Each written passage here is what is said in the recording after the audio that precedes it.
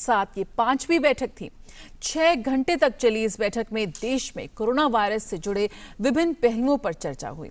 प्रधानमंत्री ने कोविड-19 के संक्रमण को फैलने से रोकने, लॉकडाउन से चरणबद्ध तरीके से बाहर निकलने और आर्थिक गतिविधियां तेज करने के उपायों पर मुख्यमंत्री से बातचीत की। पीएम ने कहा कि इस वक्त हमारा फोकस इस बात पर होना चाहिए कि ये संक्रमण शहरों से गांवों तक ना फैले। प्रधानमंत्री ने कहा कि कोविड-19 के बाद की दुनिया एकदम बदल गई है और हमें उसके मुताबिक सोचना और काम करना होगा।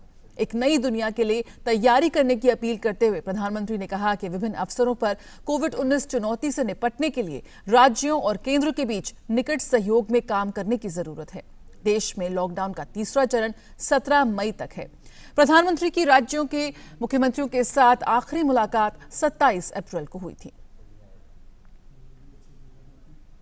कहा कि हमारे सामने दोहरी चुनौती है, एक तरफ रोग के संक्रमण दर को कम करना तो दूसरी ओर सभी दिशा निर्देशों का पालन करते हुए धीरे धीरे सार्वजनिक गतिविधियों को बढ़ावा देना।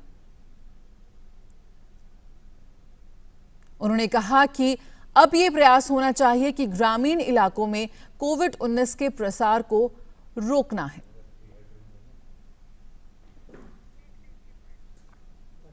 उन्होंने कहा कि देश को कोविड के बाद पैदा होने वाले अवसरों का उठाना होगा फायदा और एक नई दुनिया के लिए करनी होगी तैयारी। उन्होंने कहा कि कोविड-19 के बाद हमारी कार्य प्रणाली में भी अहम बदलाव आएगा, जिसके साथ हमें जीना सीखना होगा।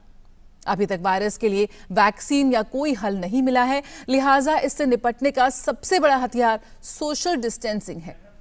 प्रधानमंत्री ने सभी मुख्यमंत्रियों से लॉकडाउन को लेकर विशेष फीडबैक देने को कहा।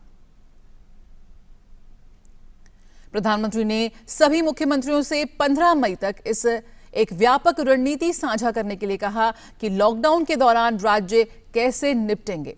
प्रधानमंत्री ने राज्यों से एक ब्लूप्रिंट तैयार करने को कहा। लॉकडाउन को धीरे धीरे खोलने के दौरान विभिन्न तरह की बारीकियों से वो कैसे निपटेंगे। मॉनसून आने के साथ ही कोविड-19 से इतर अन्य लोगों का भी फैलाव होगा, जिसके लिए हमें अपने चिकित्सा और स्वास्थ्य तंत्र को मजबूत बनाना होगा।